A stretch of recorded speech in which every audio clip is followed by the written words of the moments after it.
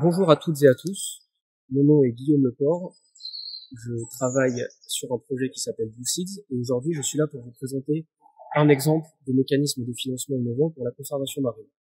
Tout d'abord, lorsqu'on parle de conservation marine efficace, il ne s'agit pas uniquement du financement durable d'activités de gestion et de conservation au sein des aires marines protégées qui sont certes l'outil le plus répandu et le plus utilisé lorsque l'on parle de conservation marine, mais il s'agit aussi de trouver des mécanismes de financement qui vont permettre de réduire certains impacts négatifs de certains secteurs d'activité dans et autour des AMP.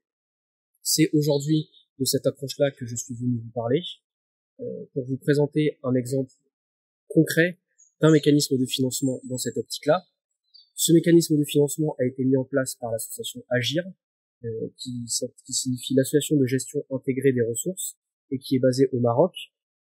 Et l'idée de cette association a été de favoriser la transformation des pratiques de pêche vers plus de pratiques durables grâce à la mise en place d'un mécanisme appelé un fonds roulant dans un petit port de pêche au Maroc qui s'appelle Al Hoceima. En ce qui concerne l'activité de la pêche dans cette région, il faut savoir que cette activité est la première activité économique de la région et au sein du port d'Al Hoceima, les principaux chiffres de la pêche sont les suivants. La flottille est composée de 4 types de bateaux, parmi lesquels on retrouve 22 chalutiers, 36 sardiniers, 30 palangriers et 350 barques de pêche artisanale. Depuis 2010, il est interdit d'utiliser la technique de pêche que sont les filets maillants dérivants, ce qui a rendu une grande partie des équipements de pêche de la région illégaux. Dans la mesure où une grande partie des types de pêche ont été rendus illégaux, il a été nécessaire pour les pêcheurs artisanaux de convertir leurs pratiques et de convertir leurs usages vers plus de durabilité. Ce qui peut parfois s'avérer compliqué pour certains nombres de pêcheurs artisanaux qui n'ont pas forcément les ressources pour transformer leurs pratiques sur des périodes qui peuvent s'avérer assez longues. Et donc l'idée de l'association Agir a donc été de développer un mécanisme de financement pour appuyer les pêcheurs lors de cette conversion des pratiques. Comment fonctionne ce fonds roulant? Donc un organisme philanthropique, la Fondation MAVA, qui finance un grand nombre d'activités de conservation marine en Méditerranée, a accordé une donation équivalente de 30 000 € à l'association Agir pour que l'argent soit mis dans ce fonds roulant. Cet argent qui est placé dans un fonds est géré en partenariat avec une banque locale. Des prêts à intérêt zéro sont accordés aux pêcheurs en échange d'un engagement pour utiliser cet argent à des fins très spécifiques. Donc l'argent n'est pas prêté pour que les pêcheurs achètent de nouveaux engins de pêche qui vont être destructeurs, mais le prêt de l'argent est corrélé à l'achat de certains types de matériel et à la mise en place de certaines pratiques durables. Parmi les engagements que les pêcheurs sont obligés de prendre pour pouvoir obtenir cet argent, se trouve l'obligation d'utiliser une certaine partie de cet argent pour acheter des nasses artisanales réalisées par une coopérative de nasses, une coopérative artisanale de femmes appelée Mednas, qui est située dans la région et qui fabrique des nasses artisanales à partir de joncs. Un second partenaire de l'association Agir dans ce mécanisme, qui est aussi très important, est l'Office national des pêches marocaines.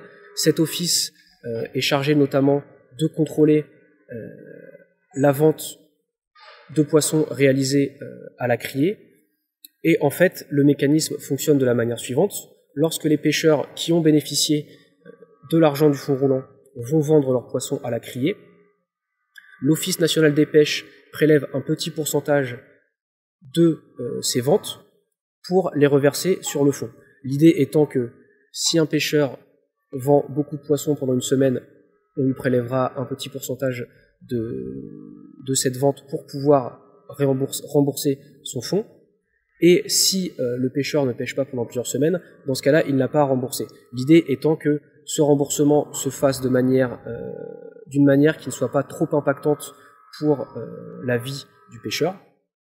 Donc l'argent est remboursé au fur et à mesure sur le fonds grâce à l'intervention de l'Office national des pêches. L'idée étant que 100% de l'argent à un instant T revienne sur le fonds et puisse être ensuite utilisé pour financer la transformation des pratiques d'autres pêcheurs artisanaux et ainsi de suite. Les objectifs de ce fonds sont triples. L'idée étant de permettre aux pêcheurs d'emprunter de l'argent pour changer leurs pratiques de pêche et pour répondre à 3 enjeux principaux. Donc le premier enjeu, évidemment, est environnemental, une réduction des pressions de certaines activités de pêche sur les stocks de poissons régionaux, économique, valorisation économique des prises de pêche artisanale et aussi donner l'assurance de revenus stables aux familles de pêcheurs, et aussi un rôle social, amélioration du niveau de vie des pêcheurs artisanaux bien sûr, qui s'accompagne d'une stabilité dans leurs revenus, amélioration bien entendu des conditions de travail des pêcheurs artisanaux, et aussi permettre de favoriser le travail des coopératives de femmes, en l'occurrence de la coopérative Medlas. Donc cet exemple nous montre que la finance de la conservation ne touche pas forcément à une finance directe des activités réalisées au sein des aires marines protégées, mais que la finance de la conservation s'entend aussi comme le financement d'activités durables ou le financement de la transformation d'activités vers plus de durabilité qui vont permettre dans et autour des AMP de favoriser une meilleure protection de certains stocks halieutiques et va permettre en fait de diminuer le besoin d'activités de conservation au sein des AMP sur ce sujet spécifique, en l'occurrence la pêche, et donc permettre aux AMP de réallouer leurs fonds sur cette activité de conservation vers d'autres besoins. Merci à tous pour votre attention, je vous souhaite une excellente journée.